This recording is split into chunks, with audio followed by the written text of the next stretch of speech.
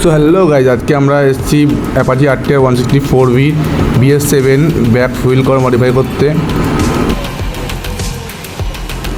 দেখতেই পাচ্ছ গাড়ি আনার সাথে প্রথমেই চাকাটা খুলে নিল। গাড়িটা কেমন ল্যাংটা ল্যাংটা লাগছে। গাড়িটা খুলে ল্যাংটা করে রেখে এখনও গেছে হাতুড়ি আর কি সব রেঞ্জ যন্ত্রপাতি আনতে। প্রথমে ডিশটা খুলে নেবে, তারপরে কভার দুটো সেট করবে। আরে ভাই আস্তে ঢোকা, ওটা ভেঙে যাবে তো। কীভাবে ঢোকাচ্ছে জোরে জোরে। যতক্ষণে ডিশটা খোলা হচ্ছে, পুরো সেটিং করা হচ্ছে, ততক্ষণে তোমরা যারা যারা ভিডিওটা দেখছো লাইক অ্যান্ড সাবস্ক্রাইব করে দাও ঝটপট। আর দেখাচ্ছি তোমাদের পুরো সেটিংয়ের পর।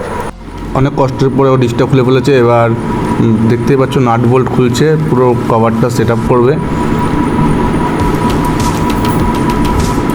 যে এপাশ থেকে ওপাশে দুপাশে নাট বোল্ট দিয়ে আটকাতে হবে দুটো কভার দুপাশে, চাকার দুপাশে লাগিয়ে।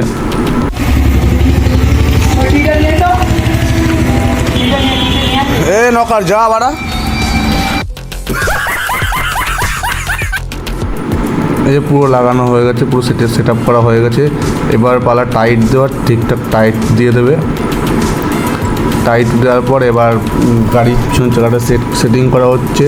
গাড়ি পুরো এটা সেটিং করতে একটু প্রবলেম হচ্ছে, কারণ ডিশের সাথে ওটা সেট আপ হচ্ছে না ঠিকঠাক, হয়তো কোনো ভুলের কারণে, জানি না ও ঠিকঠাক করুক। আর ততক্ষণে গাইজ তোমরা সবাই কমেন্টে বলো ভিডিওটা কেমন লাগলো।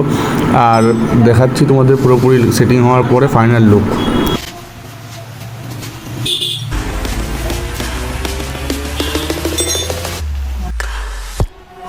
গাইজ এটা হচ্ছে গাড়িটার ফাইনাল লুক।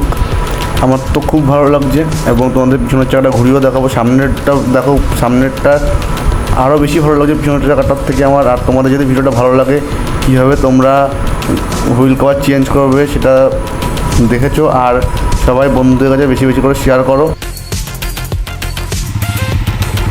পিছনের চাকাটা ঘুরছে গাইজ, কত কুল লাগছে দেখো। আমার তো মোটিভেশনটা খুব ভালোই লাগলো। তোমাদের কেমন লাগলো অবশ্যই কমেন্ট করে জানাবে।